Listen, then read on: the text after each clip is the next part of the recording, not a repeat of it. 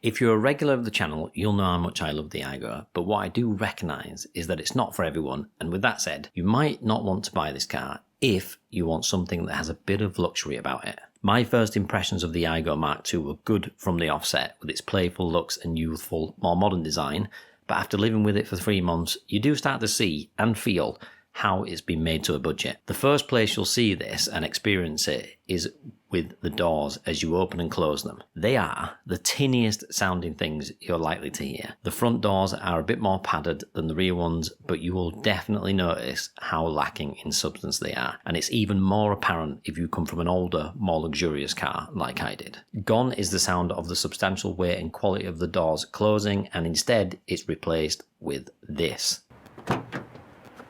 What I'm actually looking to do in the future is to soundproof my Aygo, so if you want to see the results of that, don't forget to subscribe. Moving on, the cheap sounding material extends to the boot, where you'll find one piece of glass that creates like a popping sound when you close it. The first couple of times my wife closed it while I was sat in the car, I thought a bomb had gone off, but it's just the popping sound that the boot makes when you close it, and it sounds like this. You'll also notice the Aygo's cheapness appear in the interior too. While I was impressed with the responsiveness of the touchscreen and the feel of the steering wheel, the seats are cloth on the X-Play version that I have, and the inside cabin is filled to the brim with scratchy plastics, as you might expect. Someone actually commented on one of my previous videos, rightly saying that the Aygo is very utilitarian inside, and I think that's a great way to describe it. You typically get what you need, and that's about it. It does leave scope to accessorise it though, and I'll leave my favourites in the description below. It might go without saying then, but luxurious this car is not. And if you value luxury over a more utilitarian car, you might want to either spec up your Aygo or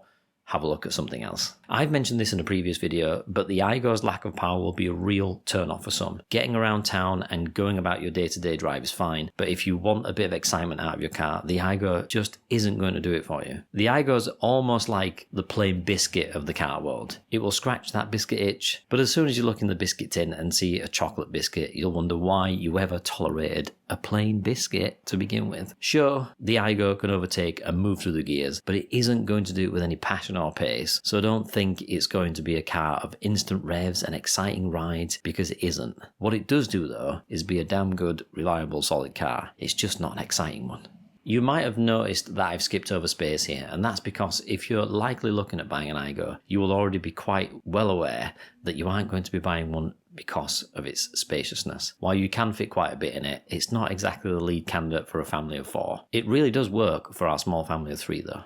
And if you made it all the way to the end of this video, it is quite likely that I haven't entirely put you off the idea of buying an Aygo. In fact, I own one, and even though it's not the most luxurious thing in the world, it does have charm. The lack of power might put you off, especially when you're racing horses and they beat you to the lights, but it has pep at the very least, and that's not the only thing it has. If you're interested in listening to why you should buy an Aygo, this next video is for you.